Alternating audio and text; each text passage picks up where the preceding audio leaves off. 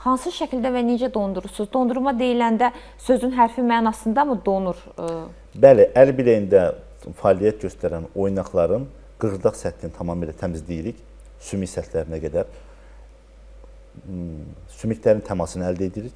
Sonra onlara xüsusi implantlar yerləşdirərək onları sabitləyirik. Sümük səthlərinin bir-birinə bitişməsini təmin edirik. Artıq ondan sonra əl biləyində donmuş sayılır və bunlar geri dönməyən bir əməliyyatçı prosesdir və bundan sonra əl biləyi sabit olur, amma ağrısız olur.